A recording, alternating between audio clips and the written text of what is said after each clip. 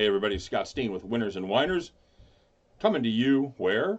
From the Vern Lundquist studio, all the way deep in the bowels of the Winners and Winers Sports and Entertainment Complex to talk about the bowl contest tonight of the Bad Boy Mowers Gasparilla Bowl at 8 p.m. Eastern Time from St. Petersburg, Florida.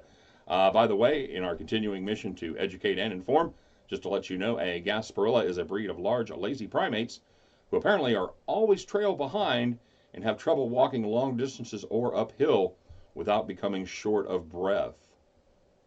Excuse me. I'm sorry, I'm being told a Gasparilla is actually named after mythical pirate Jose Gaspar, who supposedly operated in the Tampa Bay area. Excuse me. Nope, that's for real. That is exactly why Gasparilla is the name of the bowl. That's great. It used to be the Beef O'Brady's Bowl. So, yeah, when you said nothing could be worse, I hold my beer. The teams tonight, we're going to have the Marshall Thundering Herd taking on the South Florida Bulls. Marshall is a 3-point favorite, and the number in that game is 51. Tail of the tape, how they got here. The Thundering Herd finished second in Conference USA East, while the Bulls finished fourth in the American Athletic Conference East Division. Tail of the tape looks like this.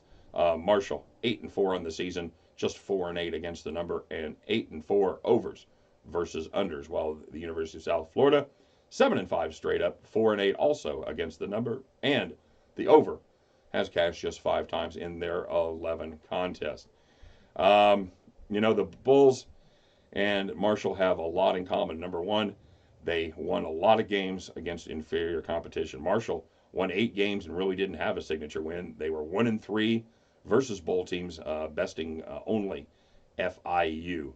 By the way, everybody, if I were to ask you a quick question, a quick quiz, what college has the best all-time bowl percentage winning record? What would you say? Would you say Oklahoma? Maybe Alabama? Maybe Ohio State? How about USC? Anybody want to guess? Marshall. Marshall is the correct answer. At 11-3 all-time in the bowls, their winning percentage of almost 79% tops all the other D1 schools. And their success has also continued lately. They've won 6 straight, and with Coach Doc Holliday, they have won 5 straight and covered 5 straights. Thanks, Doc. Way to take care of the betters as well. USF, man, they started well. They started with 7 straight wins.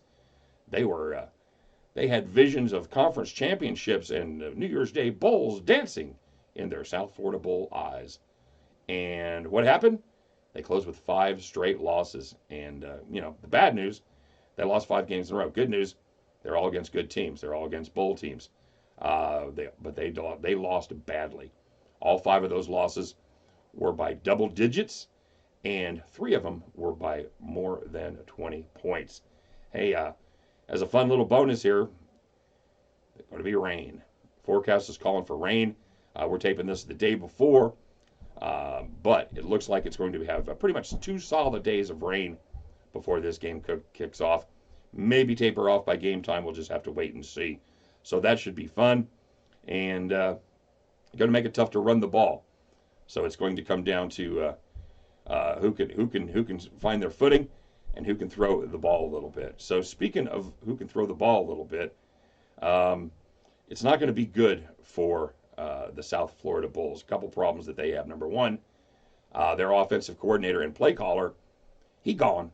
He left USF to coach McNeese State. He took over the head coaching duties there, and because it's McNeese State, apparently he had to get started early on recruiting to get people to come to McNeese State.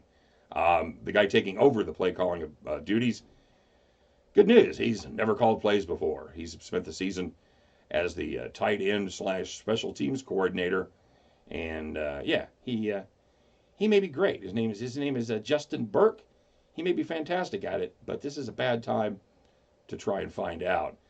Even worse news for the Bulls is their quarterback, Blake Barnett, currently has some injury problems. He's got a bad ankle. He was downgraded this week to questionable. He's been fighting it for a while, and I'm guessing he's probably going to give it a shot. But man, with a bad track, a bad field, we'll just have to see how long he can last.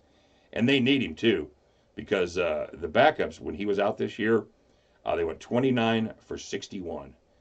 Not good at all. And they're facing a tough defense. The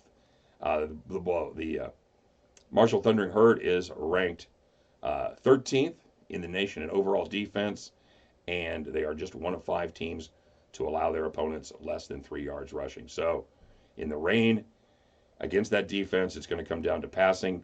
And the problem is, the Marshall Thundering Herd does something that very few other teams do.